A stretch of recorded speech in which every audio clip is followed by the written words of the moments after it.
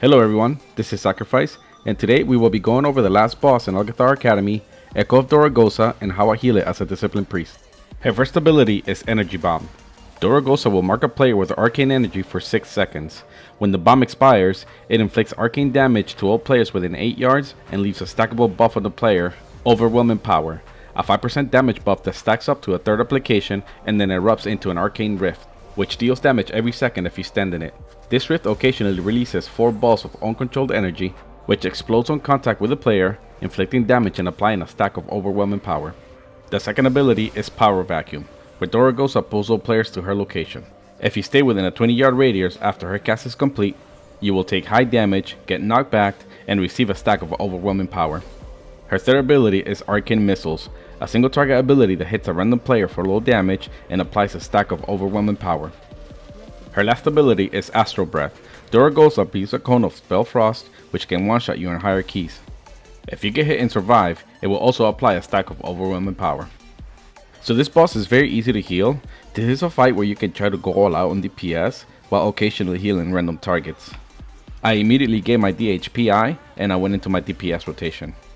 Before I started my rotation, I took the time to cast a Radiance because I did not want to get interrupted by having to heal during my Shadow Covenant window.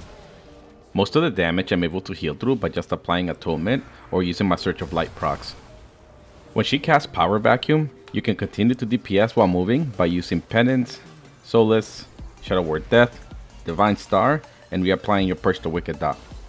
Here the hunter gets Energy Bomb, so I dispel it and I use my Search of Light proc. Then I see my Shadow Covenant and Mindbender come off cooldown, so I use both and then I go into my DPS rotation again. Then we get pulled in and I keep attacking with Dark Reprimand, Shadow Word Death, and reapplying my Purge the Wicked Dot. I thought I had 2 stacks of overwhelming power, so I stepped out to leave the rift away from us, but I only had 1 stack. Try to keep the rift away from the middle. Most of the time your DPS will run out and wait for a dispel. If possible, also try to keep them clustered together so they are easier to manage, and you can have all the spheres coming from the same side instead of them coming from all directions. Also try to stay somewhat close to the boss before Astral Breath happens. Since this is a cone ability, the further you are from the boss, the harder it is to dodge. The breath is only a 2-second cast, so you don't have much time to move out of the way. Another bomb goes on the hunter, so I dispel it and heal him with a Search of Light proc again, and then I just DPS to top him off with Atonement. There are really no abilities that happen back to back that can one-shot you. Arcane Missiles maybe hit you for 10% of your health, and Energy Bomb can hit you for 30 to 50% of your health, but nothing really that scary. Boss is almost dead. We enter the execute range.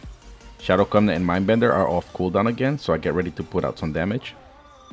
I'm keeping an eye out on my Purge the Wicked Dot and refreshing it if it's under 6 seconds so that my Mind Blast and my Shadow Word Death do their maximum damage from our Expiation talent. And that was it for this boss. If this guide was helpful to you, please remember to like and subscribe, and I'll see you on the next boss. Thank you for watching.